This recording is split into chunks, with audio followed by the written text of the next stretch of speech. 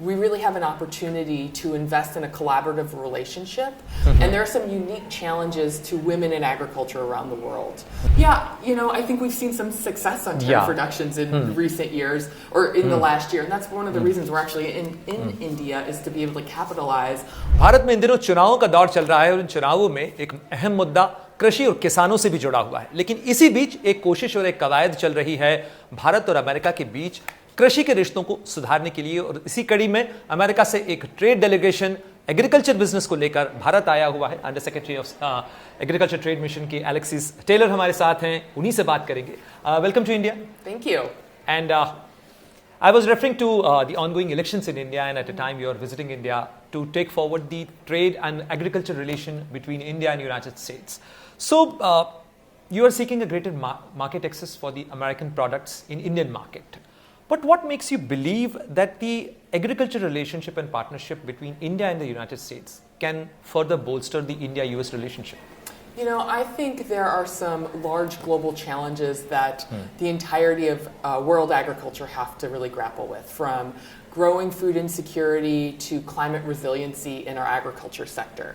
And I think as two large agricultural producers and two large agricultural importers, we really have an opportunity to invest in a collaborative relationship where we can expand trade, expand agricultural opportunities for both of our producers. That is ultimately good for our consumers as well, that promotes climate resiliency, climate adaptation, which is critical around the world, and bolsters food security.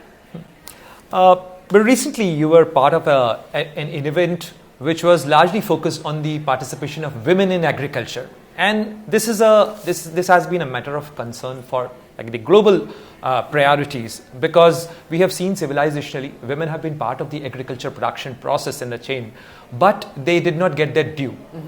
In both our economies, this has been a matter of ensure their participation. But especially in a country like India, it is a matter of bigger concern because we have a volume of population in India. How do you think that India and United States can work together to ensure the greater role and the value of women in the agriculture workforce? Yeah, I think this is a really important question. And one of the reasons why the United States is leading an effort to declare 2026 the International Year of the Woman Farmer under the UN process.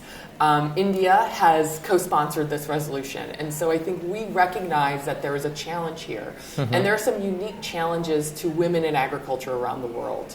Challenges around access to land, access to capital, and then access to training and technology. Again, if you maybe can't own that farm land, together we can come with India and with the global community to really elevate these issues and amplify the important role women have played in agriculture and will play in the future. I think advancing women into more leadership roles is also really important.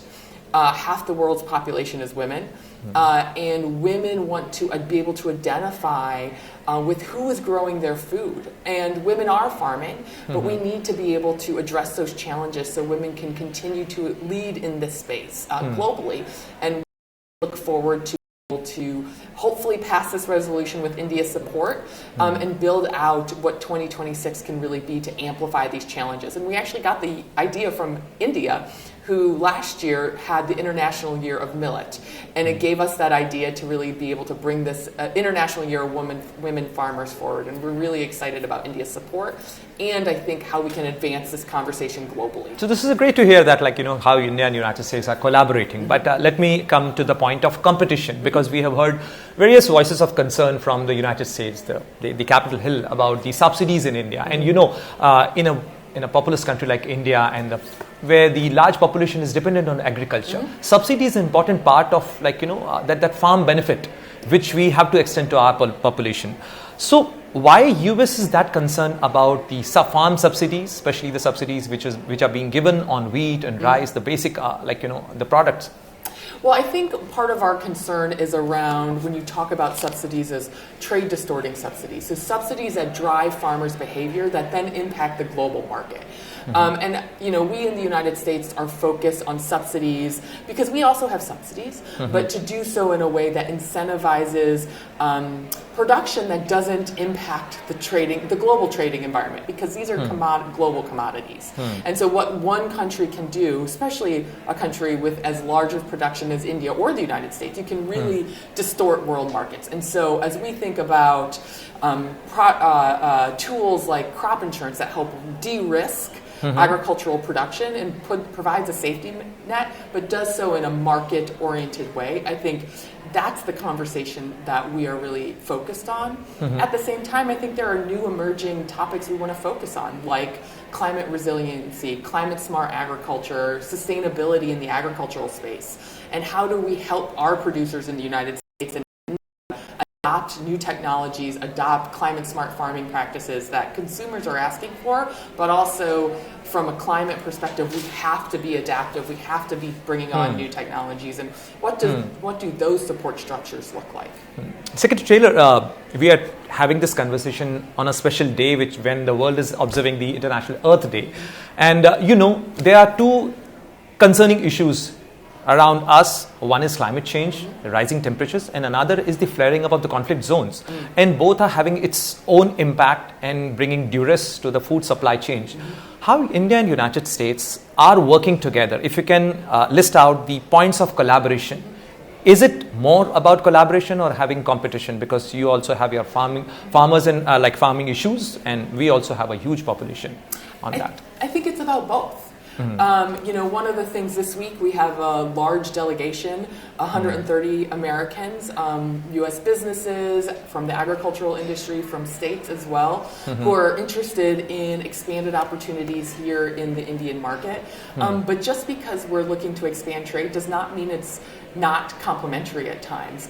For instance, as India's livestock sector and protein sector grows, we have the ability to complement existing grain production here from an export perspective, or as India is looking to meet some of your very aggressive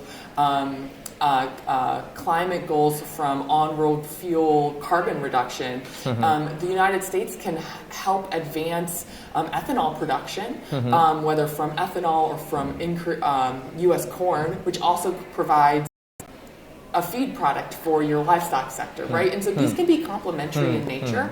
At the same time, I think investing in climate-smart agriculture, in best practices around crop insurance, in best practices around data collection, which really has to drive, I think, global decision-making as we think about climate change. Secretary Taylor, can you list out some of the products which you are looking at to have a greater market access in India? Well, because US is also another big destination for the India agri products. Absolutely. Just recently, we opened up and we began importing pomegranate arils, mangoes. So U.S. consumers are also enjoying Indian food and agricultural products, just like Indian consumers are enjoying that for the United States. One of our largest exports are tree nuts. So we export a lot of walnuts and pistachios, pecans, almonds, and so we have a large contingent of that, as well as feed crops, ethanol. India is a large importer of industrial ethanol, and so we have a really big delegation, both on the agricultural side, but also on consumer packaged goods side and kind of direct-to-consumer products, which I think is good for Indian consumers. And just like the U.S. consumers really enjoying some of those Indian products as well. A very last question. Do you think that now we would witness reduction of the WTO contest and WTO disputes between India and United States post your mission, or what are the priorities you're working upon to reduce those kind of disputes and tariff reductions? Yeah, I think we've seen some success on tariff reductions in recent years, or in the last year, and that's one of the reasons we're actually in India, is to be able to capitalize on that very progress that we've seen on some tariffs, which is good, like I said, for Indian consumers. India pre those retaliatory tariffs, was our #1 market for apples. Now that we've been able to lower those tariffs, we're seeing growth in our apple exports again. And again, good for Indian consumers. So I think we are interested in further collaboration bilaterally, and we'll continue to engage multilaterally on a variety of topics. Some that we don't always agree on, but that's why we have those forums to be able to engage on them. So from Apple phone to apples, actually. Thank you very much, Secretary Taylor, for having this conversation. So, Bharat और America के बीच में कृषि का ऐसा क्षेत्र है जिसके अंदर सहयोग की बहुत सारी संभावनाएं हैं और दोनों देशों ने WTO में अपने डिस्प्यूट्स को कम करके, विवादों को कम करके एक नया दरवाजा, एक नया रास्ता खोलने की कोशिश की है। हालांकि अभी भी कई मुद्दे ऐसे हैं जिन्हें समझाने की प्रक्रिया और सुलझाने की कवायद चल रही है। कैमरामैन पवन के साथ प्रणय उपाध्याय, दिल्ली, जी मीडिया। जी न्यूज़।